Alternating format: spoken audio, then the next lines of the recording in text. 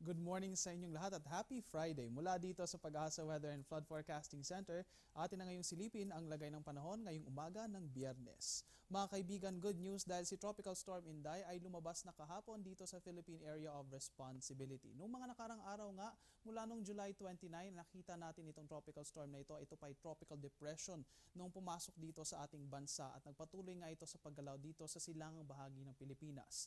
At noong July 31 naman ay nagsimula na ito sa kanyang kurso o paggalaw dito patungo sa hilagang bahagi ng Pilipinas at ito nga ay umexit o lumabas dito sa Philippine Area of Responsibility kahapon at nagpatuloy sa kanyang pagkilos north-northwest patungo sa bansang Hapon. Ito nga ngayon si Tropical Storm Inday ay hindi na masyado nakakaapekto dito sa weather conditions ng bansa bagamat hinihila pa rin ito ang hanging habagat na siya namang nagpapaulan dito sa may kanlurang bahagi ng Pilipinas. Samantala, atin namang silipin ngayon ang updates tungkol kay Tropical Storm Halong na nandito ngayon sa may silangang bahagi ng Philippine Area of Responsibility. Patuloy po na lumalapit ang tropical storm na ito sa ating power line at ayon nga kay Pag-asa weather forecaster Alvin Pura ay maari na ring pumasok ito sa ating bansa pagsapit ng araw ng Linggo. Kung papasok man ito sa ating bansa mga kaibigan ay hindi tayo kailangang masyadong mag-alala dahil dito lamang ito sa gilid ng power line dadaan at mamamalagi dito sa northeastern tip ng borders ng ating bansa at magpapatuloy sa kanyang paggalaw patungo sa hilaga,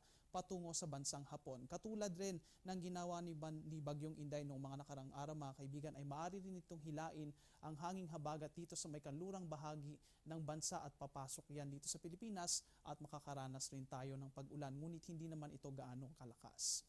Mga kaibigan, dahil nga malakas ang pag-ihip nitong hanging habagat nitong mga nakarang araw ay nakataas pa rin ang gale warning ng Pag-asa at ayon sa kanila ang western seaboards ng Luzon, pati na rin ang north at eastern seaboards ng Luzon, kasama na rin ang southern seaboards ng southern Luzon ngayong araw na ito ay magkakaroon po ng rough to very rough seafaring conditions. Ibig sabihin po niyan ay maaring tumaas o humigit sa 3.4 to 4.5 meters ang taas ng alon at maging malaki o malakas ang paghampas nito sa ating mga barko. Asahan din po natin na magiging malakas ang hangin at magkakaroon po tayo ng rainy weather conditions dyan sa mga seaboards na yan. Kaya konting abiso na lamang para sa ating mga mangingisda at sa mga maliliit na sasakyang pandagat na ngayon ay maglalayag kung maaari lamang po ay umiwas na lamang po dito sa mga bahaging ito ng karagatan at ipagliban po muna ang inyong mga paglalakbay dahil magiging delikado ang ating seafaring conditions ngayong araw na ito. Mga kaibigan, kami magbabalik na lang iba pang weather information matapos ang isang paalala.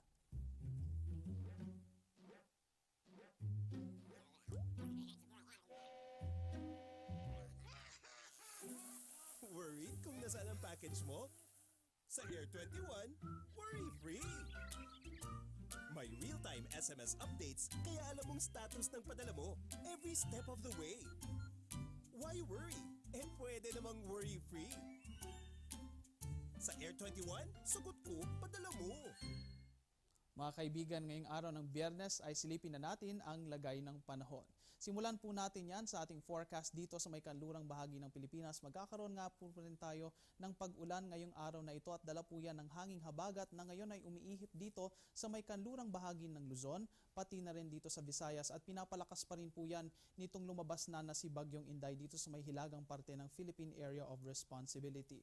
Ang mga probinsya po ng Zambales at Bataan ngayong araw na ito ay magkakaroon ng light to moderate rains, dala po yan ng hanging habagat na maaaring magtagal buong araw. Samantala, ang Metro Manila, pati na rin ang Central Luzon, ang Ilocos Region, Calabarzon, Mimaropa at ang Kabikulan, pati na rin ang Western Visayas ay makakaranas po ng occasional rains ngayong araw na ito. Ibig sabihin po niyan, ang mga pag-ulan po ay maaaring magtagal ng 1 o 2 oras at hindi naman magiging ganoon kalakas, ngunit maaari silang magpabalik-balik buong araw. Kaya asahan po natin na magiging maulan talaga sa mga bahaging iyan ng bansa. Samantala, ang silangang bahagi naman po ng Luzon, pati na ng Visayas at ang buong Mindanao ngayong araw na ito ay magkakaroon po ng fair weather conditions, partly cloudy to cloudy skies lamang, still with isolated cases ng rain showers at thunderstorms, lalong-lalo na sa hapon at sa gabi.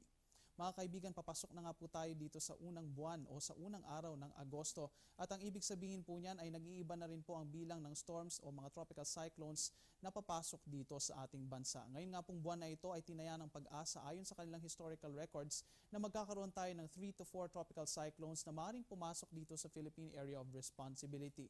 At maaaring mag-iba naman po ang bilang nitong mga tropical cyclones na ito dahil magkakaroon nga po tayo ng El Nino phenomenon na papalapit na ng papalapit. Ibig sabihin po niyan ay nag-iiba po ang klima dyan sa may karagatang Pasipiko at ang temperatura po niya ay nakakaapekto sa kalidad at sa paggalaw ng mga tropical cyclone. At ang ibig sabihin lamang po nito ay maaari ring mag-iba ang bilang. Katulad nga po ngayong buwan ng Hulyo, nagkaroon po tayo ng higit sa 3 tropical cyclones at yan nga po ay normal o higher than normal na tropical cyclone count dyan sa buwan na yan. Ayon rin po sa Pag-asa, ang mga tropical cyclones tuwing buwan ng Agosto ay mas madalas na dumadaan dito sa Southern Luzon o di kaya ay sa Central Luzon. Nakikita po natin dito sa normal track tropical cyclone ng buwan ng Agosto na gumagalaw nga po sila patungo dito sa may silangan hanggang sa kanlurang bahagi ng Luzon at tumatagos dito sa Southern at Central Luzon pati na rin po dito sa National Capital Region.